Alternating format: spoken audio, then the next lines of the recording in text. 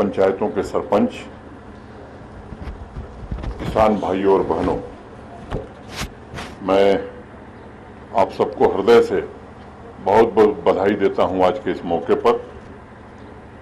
मुझे याद है गत वर्ष आदरणीय प्रधानमंत्री जी ने कृषि क्षेत्र के बुनियादी ढांचे के लिए बजट में 1 लाख करोड़ का प्रोविजन किया था और उसमें एक खास बात पर बल दिया था उन्होंने कि गवर्नेंस और रिफॉर्म के जरिए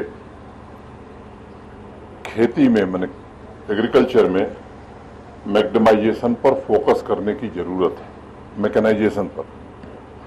मित्रों, मुझे बखूबी याद है 9 अक्टूबर 2020 को बाबा जित्तो किसान केंद्र जम्मू और एग्रीकल्चर मॉल का उद्घाटन करने का अवसर वहां मिला था मुझे।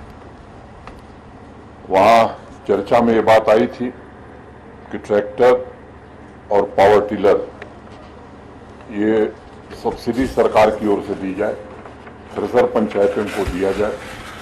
और मुझे खुशी है कि बिना देरी किए जम्मू कश्मीर के किसानों की खुशहाली के लिए जहां प्रशासन ने बजट का प्रोविजन किया, वहीं डिपार्टमेंट ऑफ एग्रीकल्चर ने 500 ट्रैक्टर के टारगेट को, जिसमें 91 तुरंत किसान भाइयों को दिए गए और 100 का आज सैंक्शन लेटर जारी हुआ है।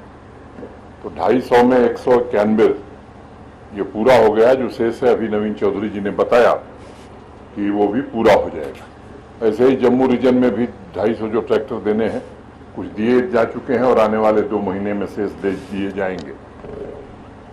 उसी समय ये भी निर्णय हुआ था कि सभी पंचायतों में किसान भाइयों को पैडी हो, मक्का हो, इसकी हार्वेस्टिंग के लिए थ्रेसर दिए जाएंगे।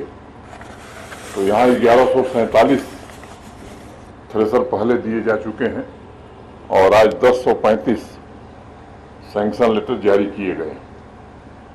मैं समझता हूँ कि किसान भाइयों को मशीनरी के लिहाज से आत्मनिर्भर बनाने की दिशा में ये एक महत्वपूर्ण कदम है। एक जमाना था जब सब्सिडी तो छोड़ दीजिए, हवा और पानी के अलावा किसान को कुछ यहाँ मिलता नहीं था। कानून भी ऐसे बने हुए थे। मैं चर्चा करना चाहूंगा क्योंकि बार बार ये बातें अखबार में आती हैं कि लैंड लॉज बदल दिए गए। मैं आपसे कहना चाहता हूं कि लैंड लॉज वे बदले गए हैं जो आपके हितों के खिलाफ थे। लैंड लॉज में इस बात का जिक्र किया गया था कि अगर आर्चर्ड लगाना है तो रेवेन्यू मिनिस्टर की परमिशन चाहिए। मैं समझता हूं इससे खराब कानून कोई हो नहीं सकता, इसलिए हमने इसे बदला है। जिसको आर्चर्ड लगाना है वो लगा सकता है, किसी के परमिशन की जरूरत नहीं है। एक कानून ये भी था कि 4 कैनाल से कम जिसके पास जमीन है वो हाई डेंसिटी प्लांटेशन नहीं कर सकता है।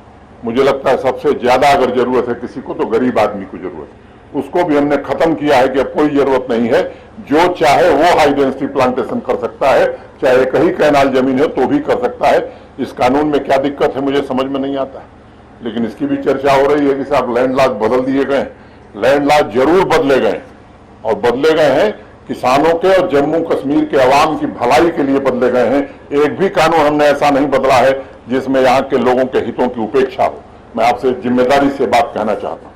मैं कह रहा था कि हवा और पानी के अलावा कुछ भी किसान को नहीं मिलता था। और एक बात मैंने सुनी है और आपने शायद देखा होगा, आप में से अनेक लोग जानते होंगे, चौधरी साहब और पांडुरंग साहब तो जरूर जानते होंगे, हमारे एग्रीकल्चर डिपार्टमेंट के लोग भी जानते होंगे और कई हमारे किसान भाई भी जानते होंगे। यहाँ एक कानून एग्रीकल्चर टैक्सेस इन J&K स्टेट, इसका एक विशेष कानून बना हुआ है और ये किताब में दर्ज है। आज 2008 करोड़ रुपए के बजट में 60 से ज्यादा स्कीम हमारा एग्रीकल्चर डिपार्टमेंट आज यहाँ चला रहा है। और मैं मानता हूं कि जम्मू कश्मीर के कृषि क्षेत्र में एक नए युग की शुरुआत हुई है। आज हमें फार्म मैकेनाइजेशन को मजबूत करने के लिए यूटी के अलग अलग हिस्सों में कस्टम हायरिंग सेंटर और फार्म मशीनरी बैंक भी बनाया जा रहा है एग्रीकल्चर डिपार्टमेंट के द्वारा। और अभी तक 151 कस्टम हायरिंग सेंटर और 122 फार्म मशीनरी बैंक प्रारंभ कर दिए गए। गत 1 वर्ष में जम्मू कश्मीर में एग्रीकल्चर, हार्टिकल्चर और एलाइड सेक्टर में बड़ा बदलाव आया और मैं मानता हूं कि आत्मनिर्भर जम्मू कश्मीर बनाने की दिशा में, आत्मनिर्भर भारत बनाने की दिशा में एक व्यवहारिक और ठोस कदम हमारे एग्रीकल्चर डिपार्टमेंट ने पिछले दिनों में लिया है। देश के सम्मानीय प्रधानमंत्री आदरणीय नरेंद्र मोदी जी के विजन एवं नीतियों जैसे एकीकृत डेयरी विकास योजना है, एकीकृत कुक्कुट विकास योजना है, एकीकृत भेड़ विकास योजना है, एकीकृत चारा विकास योजना है, ये सब कार्यक्रम जम्मू कश्मीर में प्रारंभ कर दिए गए, जिसके परिणाम स्वरूप अब हकीकत पर बदलाव नजर आने लगा है।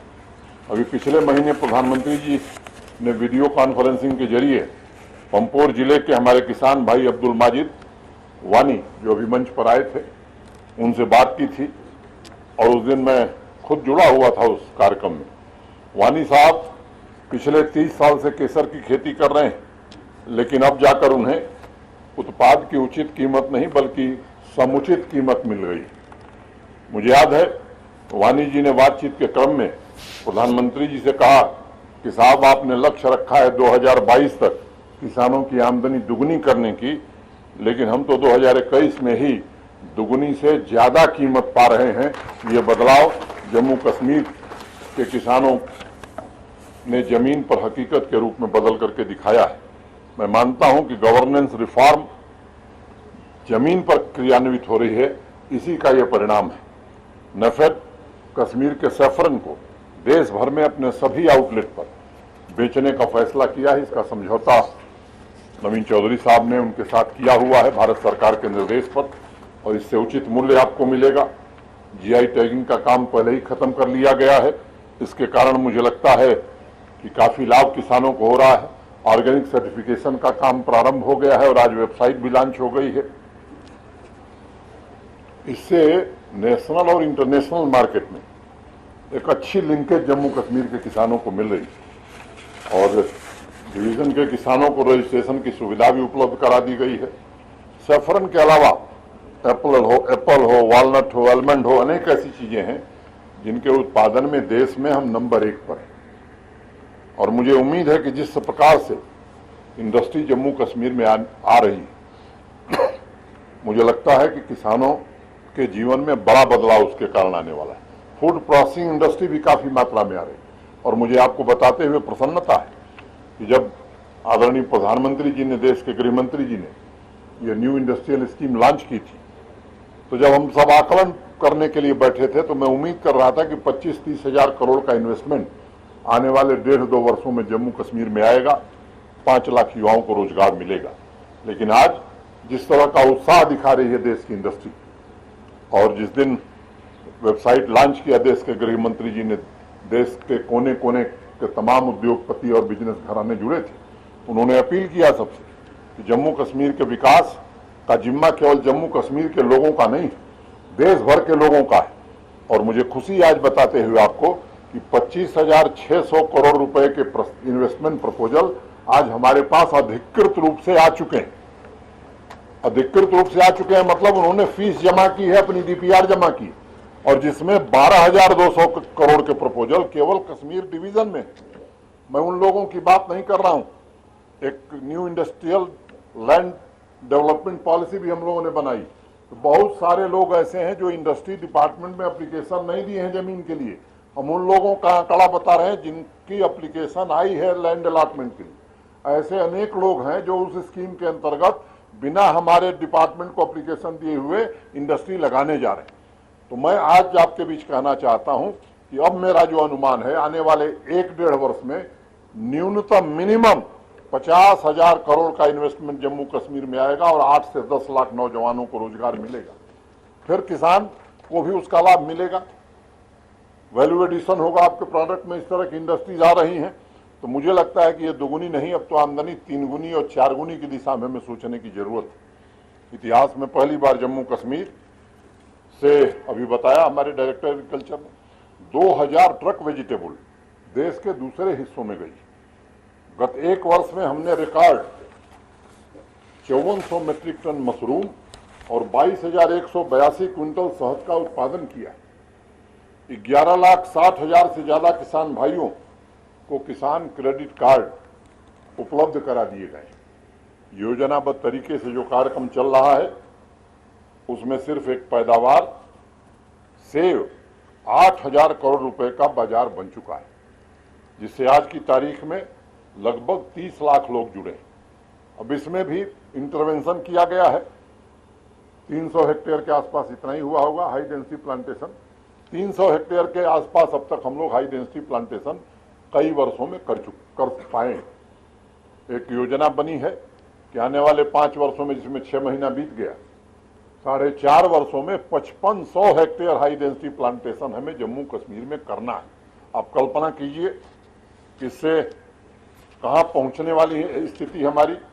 और मैं उम्मीद करता हूं इस योजना के अंतर्गत केवल सेब नहीं, अखरोट है, बाकी चीजें हैं, इसमें भी हम मार्केट लीडर बनने की संभावना हमारी बन गई है। और उत्पादन में मार्केट लीडर बनाने के लिए भी हर लाभार्थी को प्रशासन की ओर से, सरकार की ओर से आर्थिक सहायता देने का हम काम कर रहे हैं। रूट स्टॉक पहले बाहर से आता था, अब उसमें भी हम नई पहल प्रारंभ किए हैं। इसमें भी जम्मू कश्मीर आत्मनिर्भर बने, इसके लिए प्लांटेशन नर्सरी स्थापित करने की प्रक्रिया शुरू की गई। और एक महत्वपूर्ण बात है, जम्मू के बहुत सारे इलाके में, जम्मू कश्मीर के, पारंपरिक खेती होती है और किसानों को उतना लाभ नहीं मिलता है। इस साल जुलाई में अमीन चौधरी जी और उनकी टीम ने तय किया कि 25 लाख हाई डेंसिटी प्लांट लगाने तथा मार्केट लिंकेज के लिए परवाज कार्यक्रम की शुरुआत अखनूर से इन्होंने किया था, जिससे कैश क्रॉप की दिशा में हमारे किसान भाई काफी तरक्की कर सकेंगे। कई बार जब आप एक क्रॉप से दूसरे क्रॉप पर शिफ्ट करते हैं तो मुश्किलों का सामना करना पड़ता है, लेकिन इसके लिए भी कृषि विभाग योजना बनाया है, किसान भाइयों को ट्रेनिंग दी जा रही है। इस बैकग्राउंड में मैं एक बात कहना चाहूँगा कि एक कार्यक्रम आवाम की आवाज़, महीने में एक बार लोगों से मैं रूबरू होता हूँ। और पिछली बार मुझे बात जब मैं कर रहा था तो भद्रवा से एक किसान भाई ने मुझसे बात किया, उनका नाम है सुभाष रैना। उन्होंने मुझे लिखा था कि किसानों की ट्रेनिंग बड़ी आवश्यक है और इस बात को ध्यान में रखते हुए 9,000 किसान भाइयों को अलग अलग फसलों की ट्रेनिंग दी गई। बहुत सारे सुझाव या शिकायतें पेस्टिसाइड को लेकर के भी आती हैं। पिछले वर्ष भी एक कार्यक्रम में मैंने कहा था, एग्रीकल्चर डिपार्टमेंट से मेरी अपेक्षा है और मेरा आग्रह, मुझे बताया गया कि अभी तक 2,276 2276 सैंपल लेकर उनकी जांच की गई। ये निश्चित रूप से सुनिश्चित करना चाहिए, अगर पेस्टिसाइड डुप्लीकेट आ रहा है तो उस पर जितनी सख्त कार्रवाई करने की जरूरत है वो सख्त कार्रवाई प्रशासन की ओर से होनी चाहिए। किसी किसान के खेत को क्षति, उसकी फसल को क्षति डुप्लीकेट पेस्टिसाइड से हो, मुझे लगता है कि ये बर्दाश्त के काबिल नहीं है और इसमें जितनी सख्ती बरतनी चाहिए वो बरतने की आवश्यकता है। फर्टिलाइजर को लेकर के भी अब नैनो यूरिया जम्मू कश्मीर में आई थी और आप सबको मालूम है कि जब वहाँ से ट्रक चली थी, नवीन चौधरी जी भी थे, मैं भी था, हमको ये भी मालूम है कि उर्वरक शक्ति हमारी ज़मीन की कम होती जा रही है, ज़्यादा उर्वरक का इस्तेमाल हम कर रहे हैं। लेकिन 15,000 bottle liquid nano urea Kalol से यहाँ आई थी और मैं आप जिसमें 7500 बॉटल कश्मीर में दी गई और 7500 बॉटल जम्मू के किसानों में वितरित की गई। और ये यूरिया की खेप का अगर मूल्यांकन करें, इसकी बराबरी करें तो 675 मीट्रिक टन पारंपरिक यूरिया का जितना प्रभाव होता उतना प्रभाव 1500 बॉटल का था। और इस दिशा में अब हम ये सुनिश्चित करने वाले, इफको के सीएमडी यहाँ आने वाले हैं, उनसे हमने कहा था कि अब इसी का इस्तेमाल ज़्यादा से ज़्यादा जम्मू कश्मीर में हो सके, इसकी उपलब्धता इफको करावे, इस दिशा में हम प्रयास कर रहे हैं। कई सारे ऐसे इलाके हैं जहां क्रांतिकारी परिवर्तन की कोशिश एग्रीकल्चर डिपार्टमेंट ने की है, चाहे वो वैली में हो या जम्मू के रामबन डोडा में हो। एलोवेरा, स्ट्रॉबेरी की खेती को भी काफ़ी प्रोत्साहन दिया जा रहा है। डोडा और किश्तवाड़ के लगभग 10,000 छोटे और मझोले किसान भी पारंपरिक मक्के और गेहूं की खेती छोड़ करके बड़े पैमाने पर लेवेंडर की खेती शुरू कर चुके हैं और इनकी कमाई भी बढ़ रही है। तो पूरे यूटी में एक मैं कह सकता हूं कि नए प्रकार की व्यवस्था कृषि क्षेत्र में बनी है। फलों को पूरे साल अच्छी कीमत मिल सके, उसकी बिक्री हो सके, इसके लिए कोल्ड स्टोरेज की स्थापना पर विशेष ध्यान दिया जा रहा है। पिछले एक वर्ष में 40,000 मीट्रिक टन भंडारण क्षमता स्थापित की गई और इस साल अतिरिक्त 35,000 मीट्रिक टन भंडारण क्षमता का निर्माण किया जा रहा है। निजी क्षेत्र में भी भंडारण की क्षमता के लिए की स्थापना के लिए 25,000 रुपये प्रति मीट्रिक टन की सहायता सरकार की ओर से प्रदान की जा रही है। एक साल में डेयरी उद्योग ने भी मैं समझता हूं कि बड़ी प्रगति की है और हम मिल्क डेफिसिट स्टेट थे और मैं उम्मीद करता हूं कि आने वाले एक साल बाद मिल्क सरप्लस यूटी के रूप में जम्मू कश्मीर तब्दील हो जाएगा। इस दिशा में भी काम हुआ है। 15,000 छोटी और 800 बड़ी डेयरी यूनिट्स पिछले एक वर्ष में स्थापित हुई हैं। आज आपने देखा 26 मोबाइल पशु चिकित्सालय स्थापित किए जा रहे हैं, 12 वैन यहीं से चलाई गई है। इस लक्ष्य को भी पूरा किया जाएगा। किसान भाइयों ने अपने मेहनत खून पसीने से 70 क्विंटल प्रति हेक्टेयर पैडी की पैदावार के साथ पूरे देश में सर्वोच्च स्थान प्राप्त किया है। ये हम सब के लिए गौरव का विषय है। हम सब ने एक नीतिगत निर्णय भी लिया है कि 60,000 हेक्टेयर कृषि भूमि पर हम बासमती का उत्पादन करेंगे ताकि देश में बासमती की जरूरत को पूरा करने में जम्मू कश्मीर के किसानों का सबसे ज्यादा योगदान हो। इस दिशा में भी काम किया जा रहा है। बताया मेरे पहले ही कि अब सीड भी, क्वालिटी सीड भी आपको अच्छे रेट में, माकूल रेट में उपलब्ध हो, इसका भी इंतजाम किया है और कम से कम 7.5 लाख किसान भाइयों को 16 करोड़ रुपए की लागत से अच्छे बीज माने गुड क्वालिटी ऑफ सीड्स उपलब्ध कराने के लिए यहाँ प्रबंध किया गया है। और मित्रों, मैं कहना चाहता हूँ कि इस क्षेत्र में कौशल विकास, स्किल डेवलपमेंट और रोजगार की संभावना बढ़े, इसके लिए भी हम सब ने प्रयत्न किया है और 74 करोड़ रुपए का प्रोविजन इसके लिए भी बजट में किया गया है। मैं मानता हूं कि युवा वर्ग और खेती की तरफ लौट रहा है। वकील साहिबा को मैंने देखा, बारामूला में भी मैं उनसे मिला था।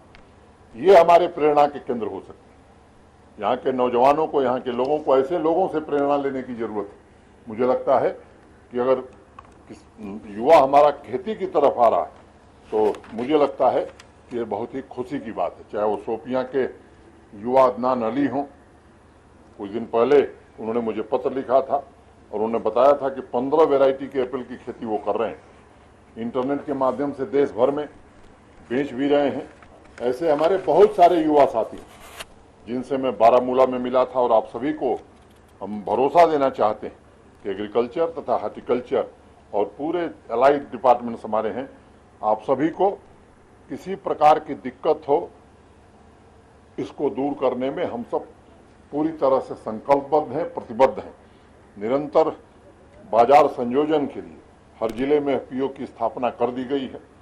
किसान और उद्योग का कनेक्ट हो सके, मजबूत ढांचा प्रदान किया जा सके, अर्बन रूरल डिवाइड को खत्म किया जा सके, कम किया जा सके, इस दिशा में अनेक कार्यक्रम एग्रीकल्चर डिपार्टमेंट ने शुरू किया है। मैं पूरे कृषि विभाग को हृदय से बधाई देना चाहता हूं। मूलतः हम लोग भी गांव की पृष्ठभूमि से आते हैं और जब भी कृषि या उससे जुड़ी हुई किसी योजना की बात होती है तो खुशी होती है कि ऐसे कार्यक्रम में भाग लेने का अवसर मिले और मनसा और ऑब्जेक्टिव भी बड़ा स्पष्ट रहता है।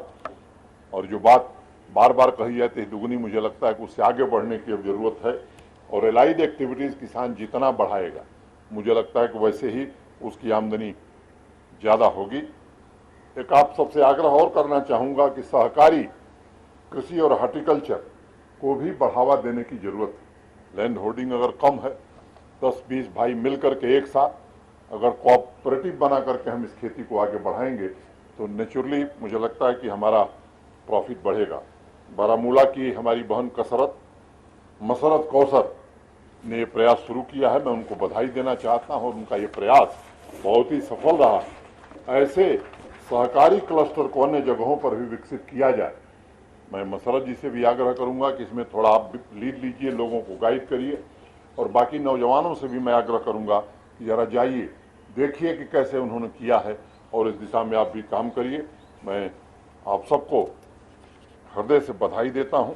एक दिन मैं गया था गांदरबल में, फॉरेस्ट्री का एक कार्यक्रम था, वहां भी बातचीत में मैंने उनसे कहा था कि भाई साइलोज में काम करने की जरूरत नहीं है, इंटीग्रेटेड अप्रोच के साथ, चाहे वो डेयरी हो, पोल्ट्री हो, मछली पालन हो, इन सबको एक साथ एक इकोसिस्टम हम ऐसा बनावें ताकि किसानों का अधिक से अधिक भला हो। अंत में आज मैं पंचायत के सभी प्रतिनिधियों, किसान भाइयों को हृदय से धन्यवाद देता हूं यहाँ आने के लिए, और मुझे लगता है कि एक नए सुबह की शुरुआत हो रही है। मैंने एक बार फिर से मैं उन्हें बधाई और शुभकामनाएं देता हूं। अंत में चार पंक्तियों के साथ मैं बात खत्म करूंगा। मैं आसमां पे बहुत देर तक रह नहीं सकता, मैं आसमां पे बहुत देर तक रह नहीं सकता, मगर ये बात जमीन से तो कह नहीं सकता। सहारा लेना ही पड़ता है मुझको दरिया का, मैं कतरा हूँ तन्हा तो बह नहीं सकता, मैं कतरा हूँ तन्हा तो बह नहीं सकता। बहुत बहुत धन्यवाद। जय हिंद, जय भारत।